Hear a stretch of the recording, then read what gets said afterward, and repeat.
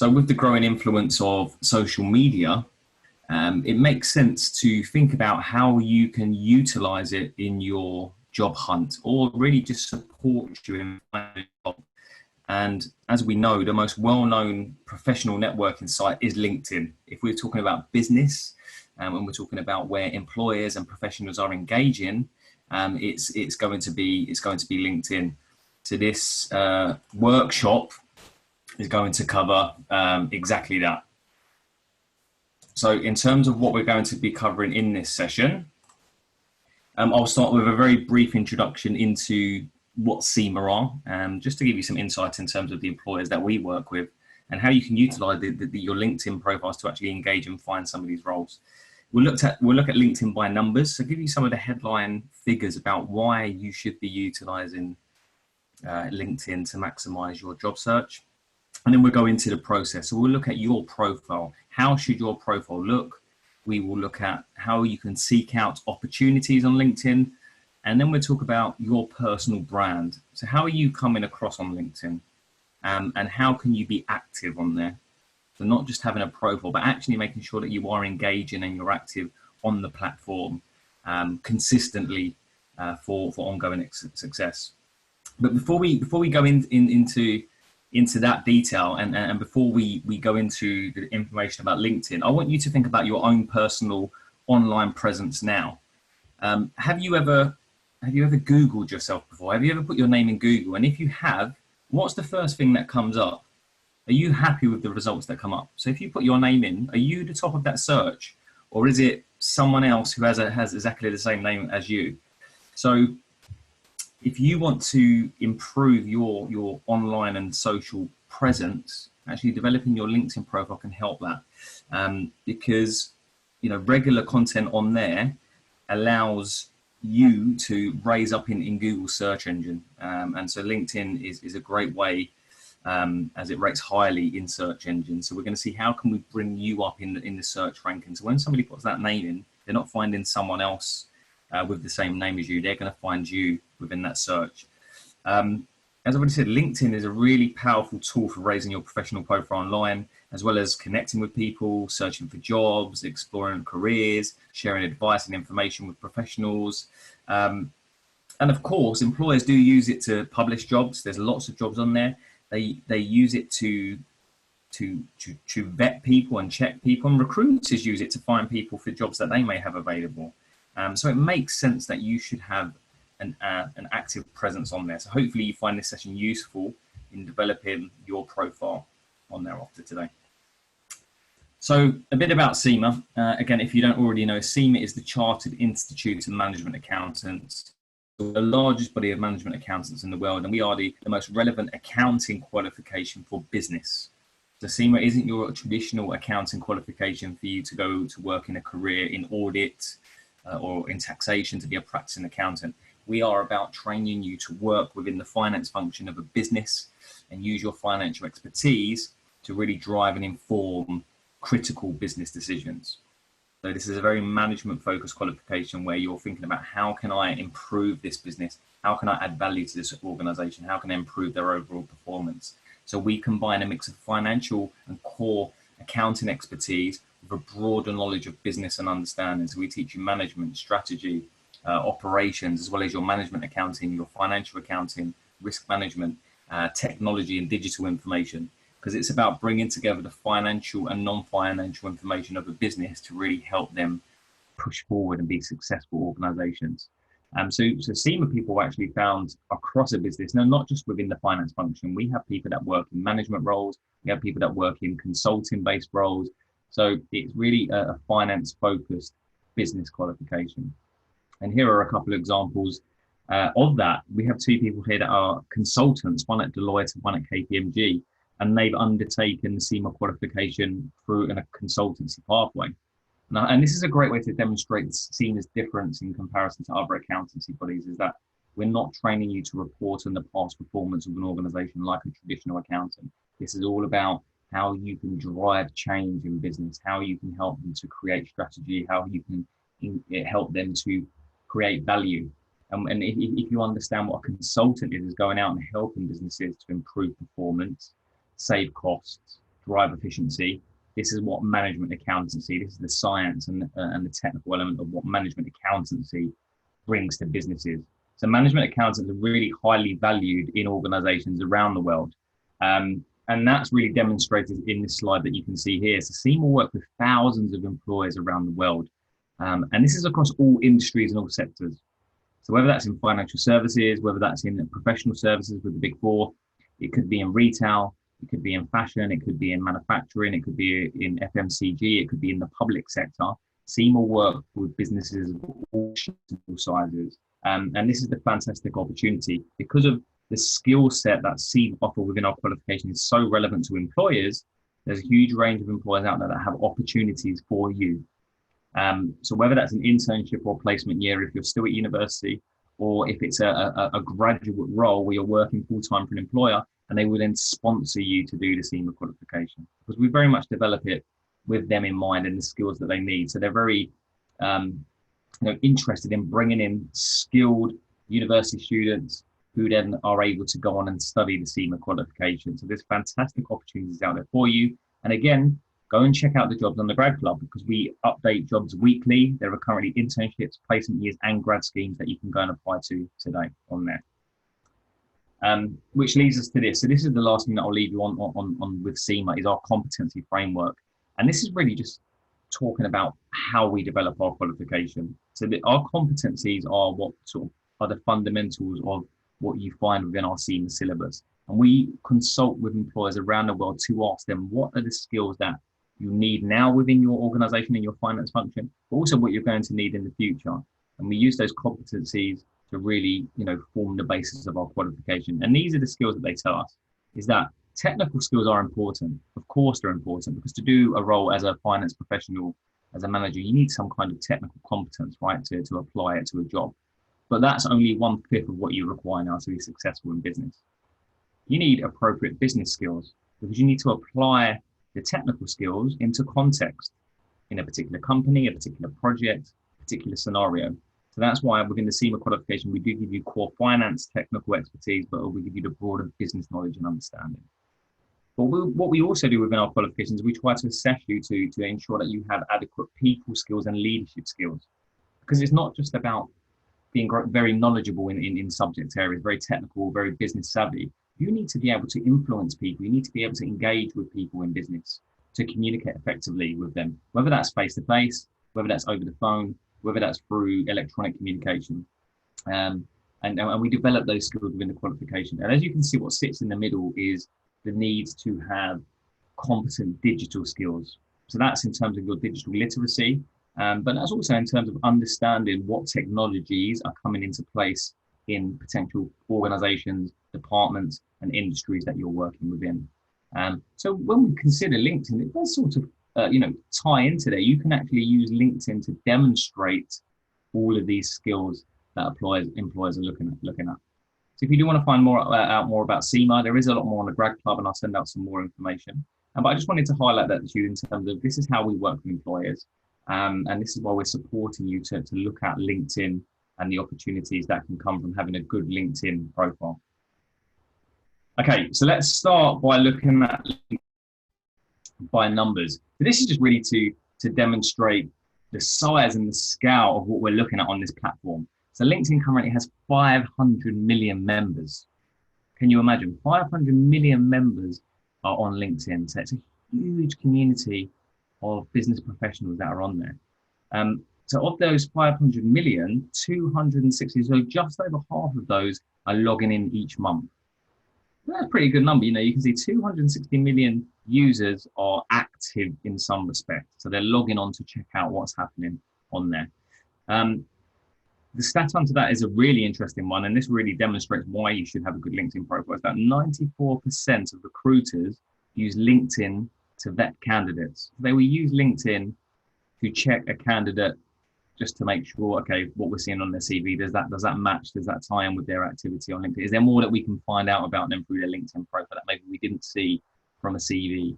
So you can have a competitive advantage from having a good LinkedIn profile and having good engagement on there. This is quite interesting as well. You can see 61 million LinkedIn users are senior level influencers.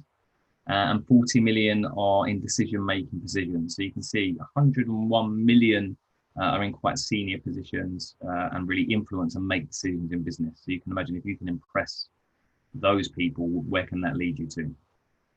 And in the last two stats at the bottom, you can see there are 20 million jobs posted on LinkedIn. So you can see that it's a great resource just to look for jobs and find opportunities, let alone doing your profile. And 3 million users share content weekly. And I think that's really interesting is we've got 500 million members on LinkedIn, but of the 500 million, only 3 million users are sharing content weekly. So 3 million users that are actively engaging on there. And I think that's a real opportunity in respect of utilizing that, of that 3 million, you're getting to reach out to a network of potentially 500 million. So let's think about how we can utilize that to our benefit.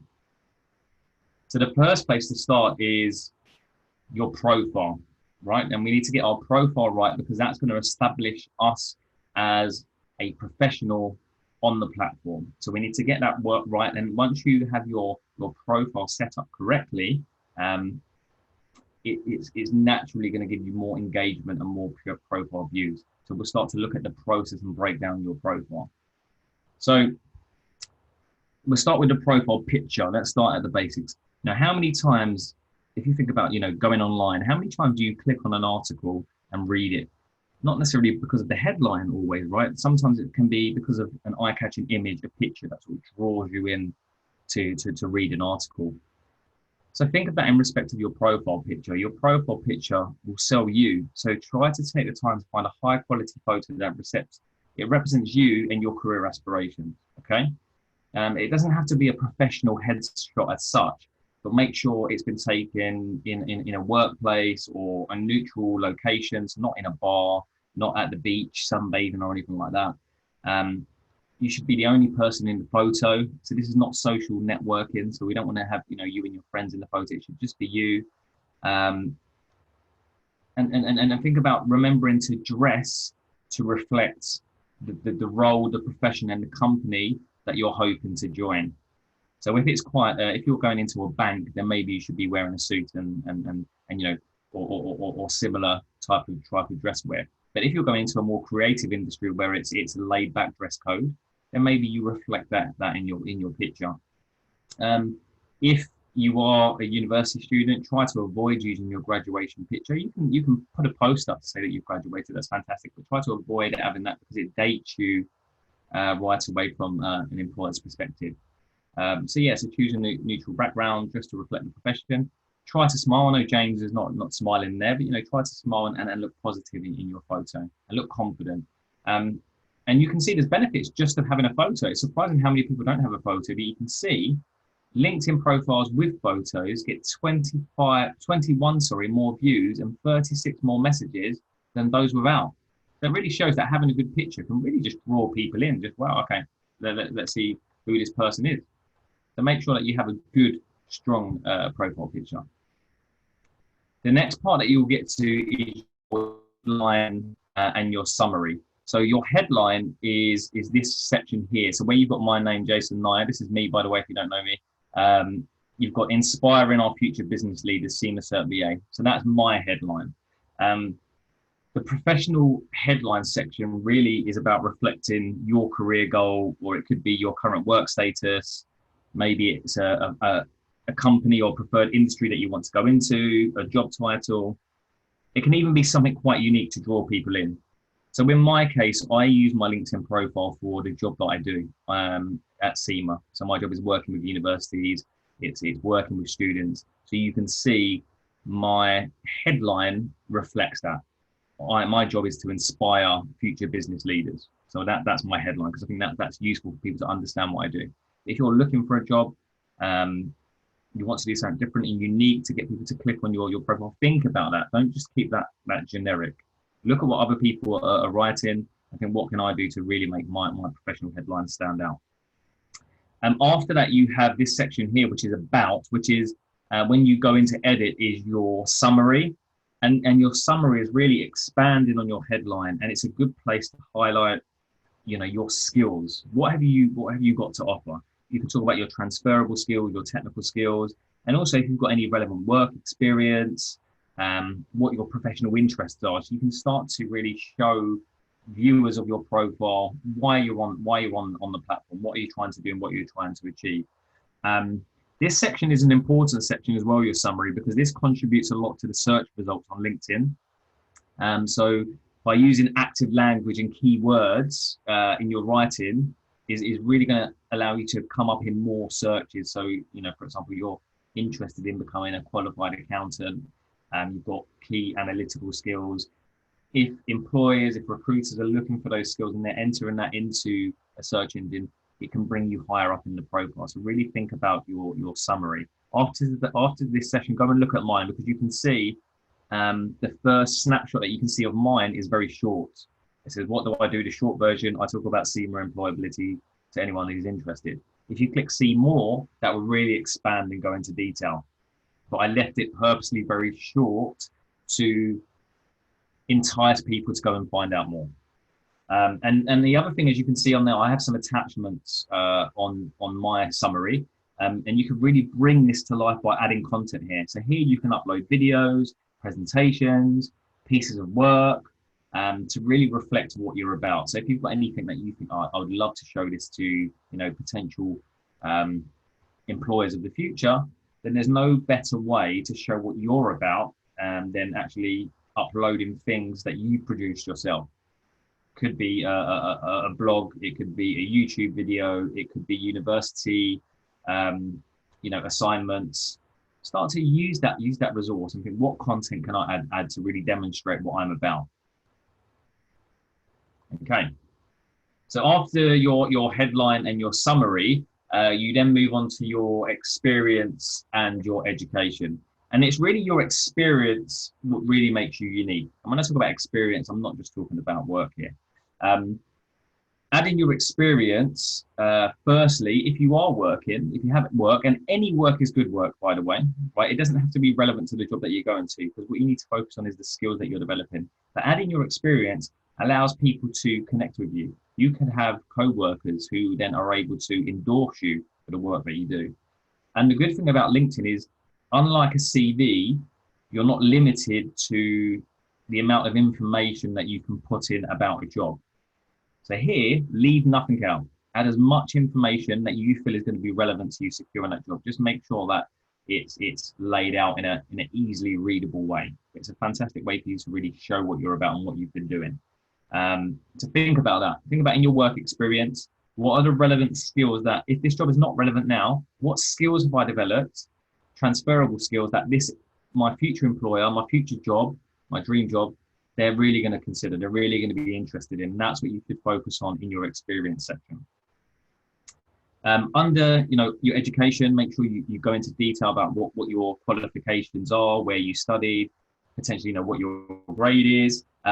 You can also, under your education, add things like activities that you undertook whilst you was at university or college. You can start to talk about that. What activity that really stood out that you were proud of? And you can talk about societies that you were involved in too. And a key thing about adding accurate education is it will increase the number of views and opportunities which may come your way. Because again, if recruiters and employers are searching for somebody that has graduated in 2019 with a degree in accounting, if they search that, you're going to come up in that search. So make sure that you keep all of your education up to date, because again, it just allows you to get more profile views.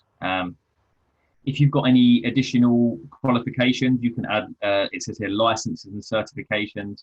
So, things like short courses that you may have took, maybe a course in Excel, Sage, different things like this, you can add these in. And LinkedIn also gives you the opportunity to put in volunteer experience as well. So again, employers are quite, they really love seeing people that take the opportunity to volunteer. So make use of that section within the education and experience area of LinkedIn. But again, like your summary, you can add links within your experiences. So make the most of this by linking to things like blogs, websites that maybe you're part of, presentations, portfolios that really show off your skills. So like I've already said, add your activities and societies from university in your education section, and make sure throughout this, think about and mention what skills that you've gained. So in your work experience, what skills have you gained which are relevant to your dream job? In education, what skills have you gained? In your licenses and certifications, what skills have you gained? So as an example, if you are looking to go into finance and accountancy, a key skill that you should have, or a key competence that you should have, is in Excel, to understand and know how to use Excel to a certain level. So are there potential courses, short courses that you can undertake to really, develop yourself?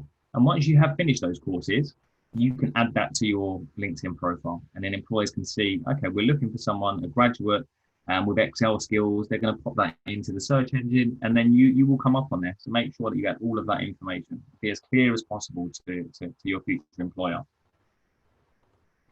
Okay, so beyond your experience and education, you then come down to a section called skills and endorsements. Again, this is my section that you can see on here. Endorsements from your connections can really strengthen your profile and help showcase your skills. Okay. And what you'll find is, if you've taken the steps that we've just spoke about to actually develop your profile, to put in your experience, to put in your summaries, you should start attracting endorsements from your connections. So like we said, work colleagues and others, they may just come on without you even asking them and start to endorse you for certain skills. So as you can see here, I've got things like teamwork, business development, management, event management. I actually never added any skills. These are skills that people put forward to me, but you can add skills yourself. So where you've gone through your profile and you've spoken about the transferable skills that you have, you can add these skills initially to your profile. And then when people come in to endorse you, they can see what skills are already there, and they can just tick and say, yes, I agree with that.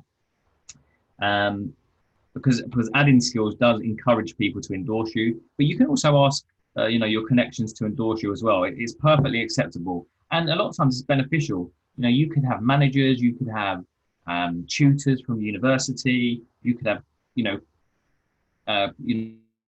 colleagues from university to endorse you if you feel that it's going to help and it's going to be it's going to be useful. And you can also recommend them. And again, if you can go through the exercise of endorsing others, because if you endorse your connections, they may be encouraged then to endorse you back. But make sure that what you're being endorsed for are actual skills that you have, firstly, and it's in line with the skills that you've spoken about throughout your profile. Okay, so it all has to be matched and in line. If you do start to add skills, try to limit how many skills that you add. Okay, so don't put too many on there, and don't include sort of different ways of describing one skill. So as an example, don't have data analysis and data analytics, because what can happen then is it can lower your number of endorsements, because one person might tick data analysis, the other person ticks data analytics, and so on and so forth. So you could have 10 data analysis endorsements, but they're spread across 2 separate skills. So make sure that you keep an eye on your skills and they don't go out of control, and you've got similar skills for people to take an option on. So after your skills and endorsements, you then have your recommendations. And again, recommendations are the best way to support your career aspirations. So if you think about your traditional CV and you think about references, this is pretty much what they are. They're like CV references, but you're able to collate so many more. So you can see on my profile, I currently have 25. But even though you can have more, which is not a problem, make sure that they are quality. So don't just go for pure quantity. Make sure that the recommendations that you're receiving are quality, and make sure they're meaningful. So look for people like tutors, lecturers, managers, people that you've helped, people that you've supported, people that you really know that are going to really give honest feedback and share that with you, because that can be really fantastic. So your lecturer can talk about a great module performance, your manager can talk about your work performance, you could have someone that you've supported to secure a job, share the job, I don't know. But think about that, is where can I get some really good recommendations? Because employers will come and read these recommendations and see, okay, what are people saying about this person? But again, it is about quality. So don't just get 20 of your university friends to make make recommendations about you because they need to add some kind of value. You can have some colleagues, but think about, okay, if I've worked with other people, how can I utilize them to get some good recommendations? And the last part of what you will see on your profile is interest at the very bottom. So as well as increasing your web presence, through your profile, joining groups on LinkedIn really allows you to browse things like new job openings, to research potential career paths, to learn about companies. You can also, through groups, expand your network. You can comment on discussions and different things like that. You can also follow companies on LinkedIn. You can follow people. There's lots of things like that you can do. But once you start to follow companies, you start to join groups, it starts to populate on your profile. So this is an example of what's on my profile. You can see I follow JP Morgan, I follow EY, but I'm also parts of group like Future Talent, Finance Value Creation. And what's this useful for is it's showing employers that what your interests are. So throughout your profile, if you're saying, I want to have a career in accounting and finance, I want to work in, the financial services industry, I would hope here you would be part of groups that are aligned to that. And I would hope the companies that you're looking at are aligned to that. And hopefully, the employers that you're applying to that you're interested in. So you're starting to really develop that profile and what your key areas of interest are. But if you want to look for groups, literally in the search box, just search for groups that you might be interested in, and think about keywords. So if it's finance, just search finance groups, search accounting groups. Also, you can look at other profiles from people within your field, your sector, to see what groups that they belong to, and you can connect to them. Another thing that you can do as well is follow influencers.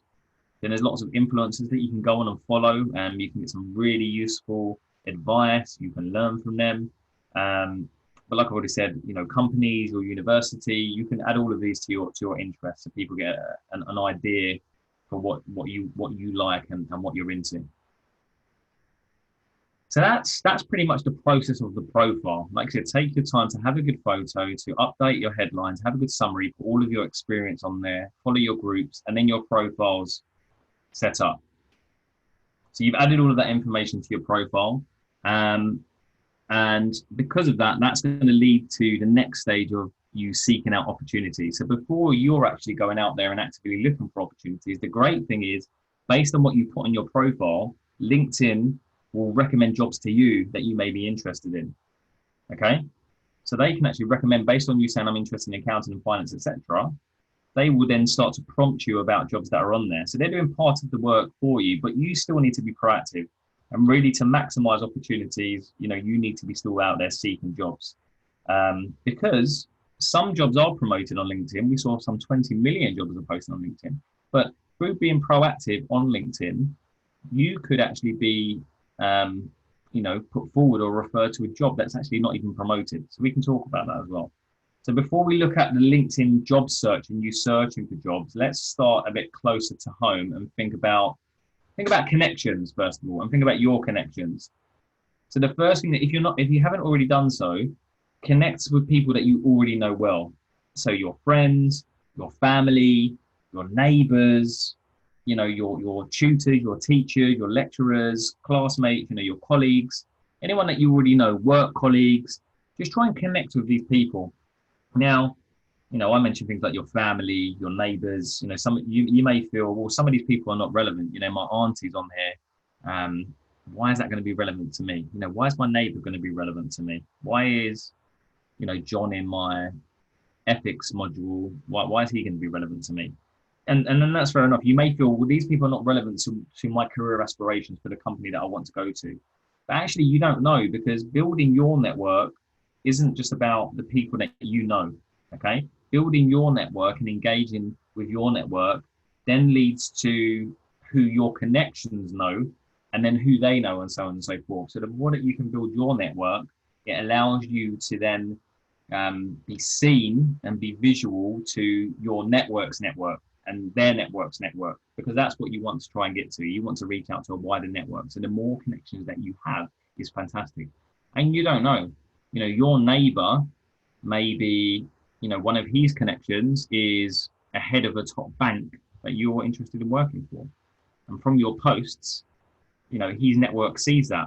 So actually, you never know what connection can lead to another connection on LinkedIn.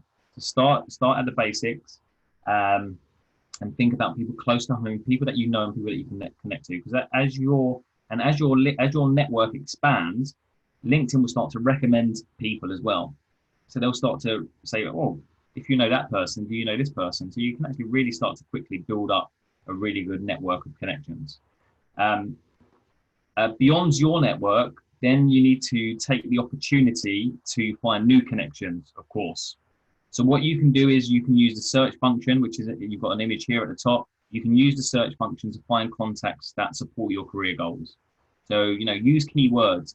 So what's a job? If you want to be a management accountant, search management accountant, search finance analyst. If you want to go and work for a particular company, you want to go and work for Sky, put Sky in there.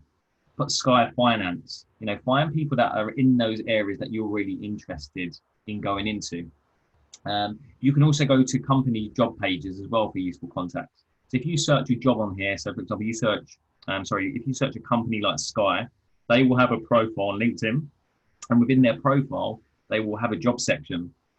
So you can see what jobs are linked to Sky directly. Search your university alumni as well. So just pop in your university's name and think, okay, I want to work for Sky. If I put in my university name in Sky, are there any alumni that are already there, are already working there that I can maybe reach out to? And you can also narrow down your search using filters. So if you look at this image at the top here, you can see you can go by location, you can go by particular companies, you can go by what type of connection that they are. Are they a second or are they a third contact? So you can actually narrow it down. And narrowing down your search using filters is exactly why keywords in your profile are really important.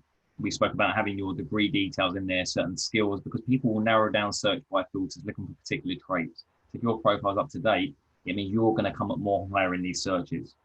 But then once you find connections, please don't, or try not to just send them a random connection, just with no message, no reason, with no follow-up if possible. I would like you ideally to personalize your invite to that contact. So just be honest and explain why you want to connect. So let them know how you know them. It could be, oh, sorry, I know you through our mutual connection, John. It could be through a LinkedIn search. So just be honest. Oh, I found you on a LinkedIn search. I see that you work for Sky in finance. I really want to work for Sky in finance. It'd be great if we could connect so I could see, and see what you're up to and maybe have a chat in the future. Because you don't know what that could lead to. That could lead to a really beneficial and useful conversation with that person. They're a really useful contact. There's some really, really helpful people on LinkedIn. I can guarantee that really do want to help you. To try and write them a note and just explain, this is why I'm connecting. I'd love to connect and be part of your network. And then you've also got the opportunity to search for jobs yourself. So there is a LinkedIn job section where you can search for jobs. I always recommend that you search using very basic keywords based on what you want to go into. So this is a screenshot from my search. As you can see, I search SEMA, I search student, I have in the past, and graduate SEMA. So as an example, if I'm looking for a graduate role where they're offering the SEMA qualification, I will search graduate SEMA. I could also search things like finance internship, finance placement, accounting internship, and you can search that by location. So there's lots and lots of opportunities there. What you also have is this section here. You can see next steps in your job search. It asks you the question in LinkedIn, where are you in your job search? So if you are actively applying, you can select that option. And what that does, that adds to your profile and it notifies recruiters that you're looking for jobs. Okay, so they can see, okay, this person is actively looking for jobs. I will reach out to them with job opportunities. That will bring you higher up in the search engine. On the actual page itself, there's another section underneath this, and it looks like this. What you will also have is once you start to search on LinkedIn, it will say because you viewed jobs looking at accountants, as you can see, and looking at finance, it starts to recommend jobs for you. So it looks at what you viewed previously, and it will start to that you may be interested in. So you can see, because I look at accounting jobs, it's recommending accounting jobs for me. And you can see as well, it will give you recommendations based on your profile and your career interests. So again, just demonstrating if your profile is up to date, it has the right keywords within it, LinkedIn will search for jobs for you. And you can also see with particular companies, it will tell you if you're connected to anyone as well. So you can start to have leads. Okay, before I apply for this job, let me speak to this connection because he's already in the company. Maybe I could get a referral as an example. So the platform is there really to help you. And it just shows from developing your profile where you can start to seek out opportunities. So that's searching for jobs. Obviously, when you start to apply for jobs, you go through the traditional process. But the last part of this session that I really want to focus on is your personal brand and being active on the platform, because this is key. This is really going to be key for you to being successful. So by sharing your knowledge and values through digital content on LinkedIn, what you do is you showcase yourself, your experiences, you start to build relationships, and then you stand out from the crowd. You know, we've got 500 million people on LinkedIn, okay? But only 3 million people are actually actively posting weekly. So let's try and be one of those 3 million and really stand out from the crowd. Let's get some views to our profiles. So the best way to do that is and to be effective is just really understanding exactly how the platform works and how you can sell yourself and your brand. Because you may not think about it, but you are a brand. You are a brand. You think about an organization selling a product. They will advertise that product. They will talk about, you know, what's great about that product, what's the benefits of the product. So you need to think of yourself as a brand on LinkedIn. How can I sell myself? How can I demonstrate that I will be good enough for a company to work in finance? You know, what can I share to demonstrate that? Because personal branding, as you can see there, we have a definition that says personal branding is the practice of marketing people and their careers as brands. It's an ongoing process of developing and maintaining a relationship and impression of an individual, group, or organization. So if you think of yourself as a brand and think about how can I market myself into this area and what content can I speak about, what groups can I be involved in order to show that I am a competent professional in the area that I want to go into. Because if you consider the view of an employer, looking at your profile, looking at your activity and saying, oh, wow, okay, this person knows about finance, they know about digital transformation, they know about our organization. And that's what you do by being active and really developing your personal brand, by sharing that knowledge and that content to make you stand out. And this, again, is some statistic to prove why you should be active. We've already seen the first stat, okay? 3 million users share content weekly. So from 500 million, 3 million users share content weekly.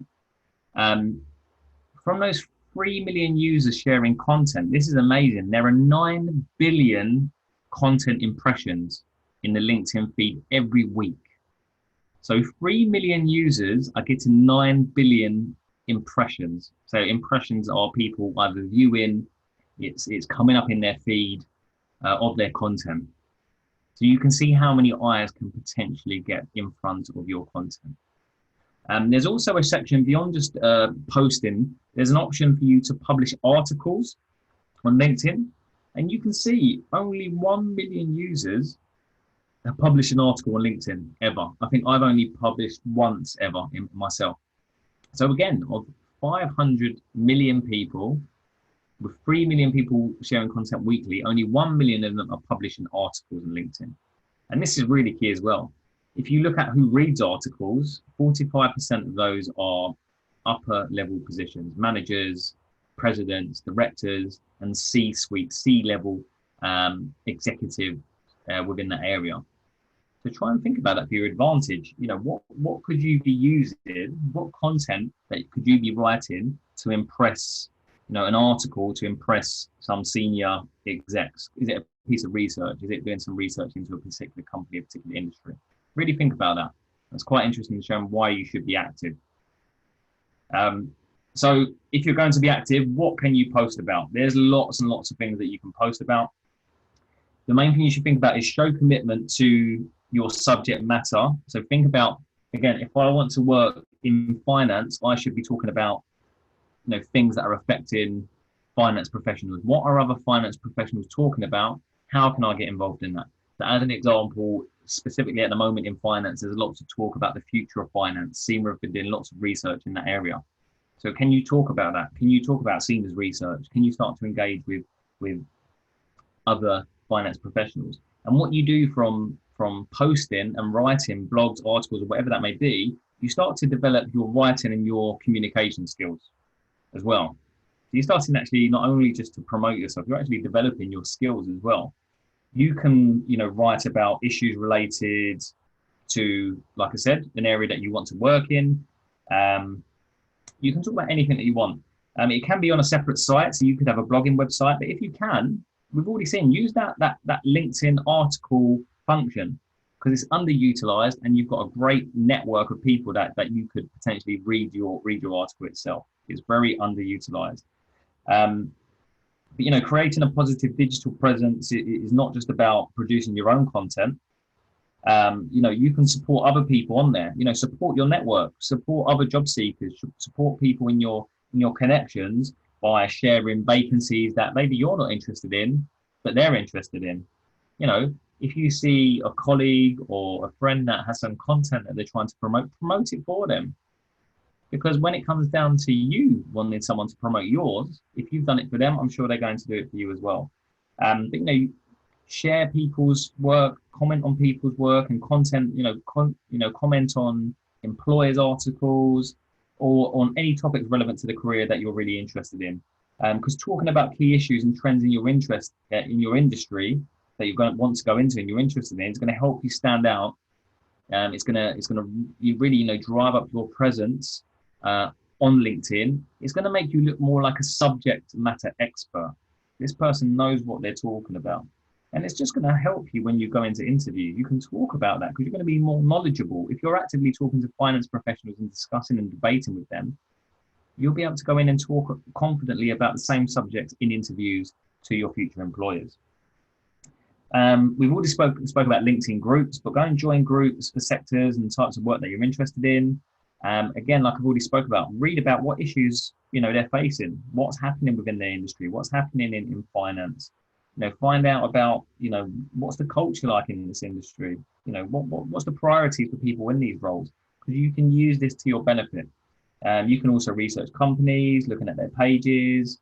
There's so many things that you can do where it's all about contributing, interacting, because contributing something of value to your target market is where you're going to get the most return. It's not just about self-promotion.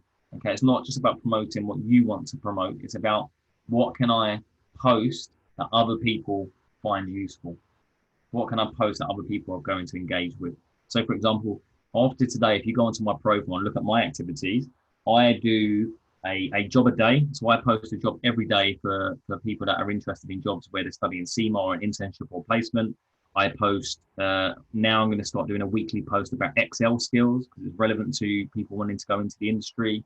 I post about employability, interviews, assessment centres, and I also will undertake some posts about SEMA as well. So give people information about SEMA, or research, because I'm taking into consideration what my network want to hear, and what I'm also demonstrating is that if you remember my summary, I talk about SEMA and employability, and through my profile, you can see, okay, if I reach out to Jason, I know that he knows about employability because he talks about it on LinkedIn, he posts about it on LinkedIn, he does webinars about LinkedIn and assessment centers.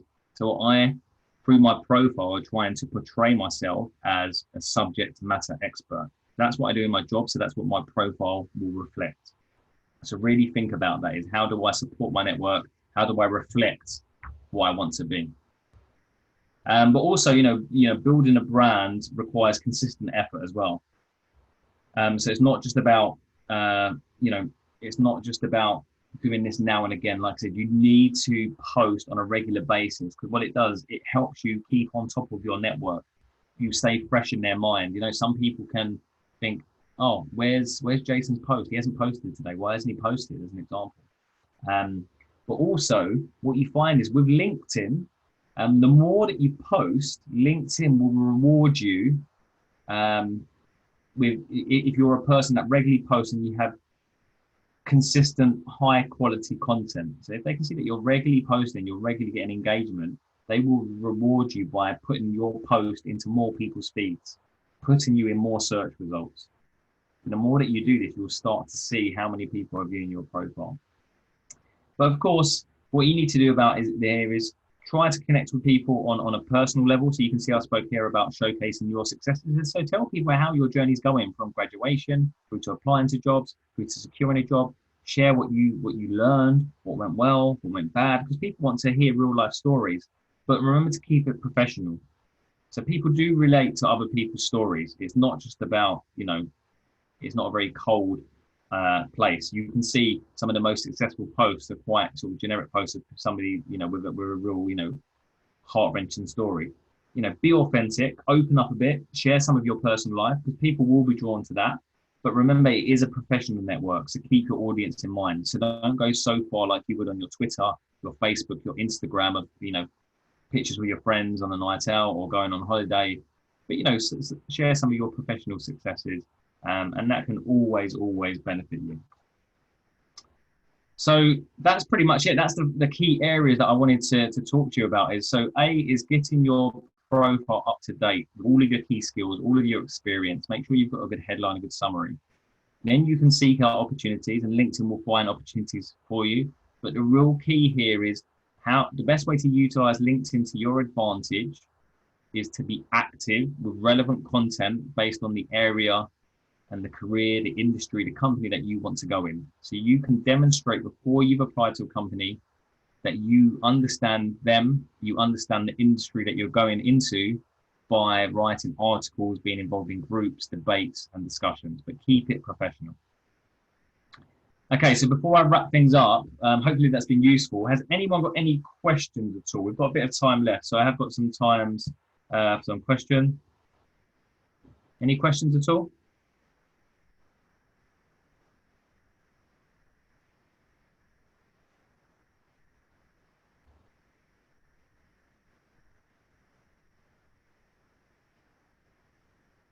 Okay, so whilst I wait for questions to come in, as I already picked up at the introduction of this session, this was part of our Grad Club webinar series. So we do try to host different webinars every month live.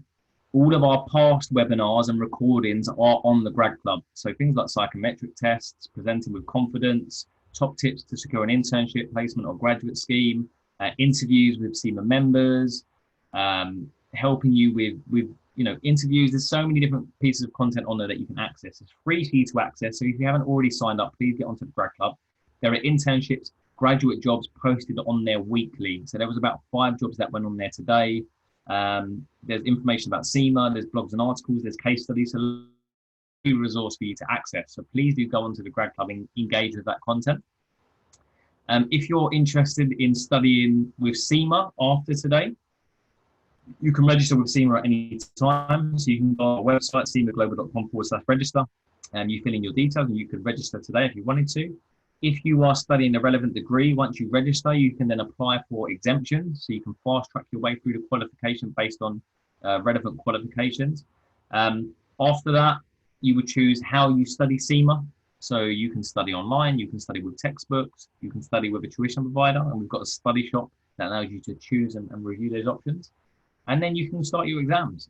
So the majority of our exams are on demand, so you can sit them at any time. We've got 5,000 exam centers around the world. So a very flexible qualification to fit around you, your needs and your requirements. And the last thing that you can do is reach out to me.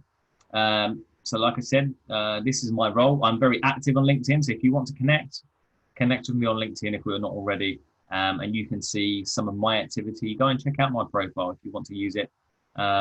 Look at my activity, look what I post, and hopefully you can take advantage of some of the tips that I've shared today to really maximize your return on your LinkedIn profile. So if there isn't any questions, I'd just like to say thank you for joining. Again, hopefully it's been beneficial. Hopefully you've taken away some really useful tips that you can use for your LinkedIn profile and presence. And hopefully I'll see you on another one of these webinar series sessions in the future. Have a good day. Thank you.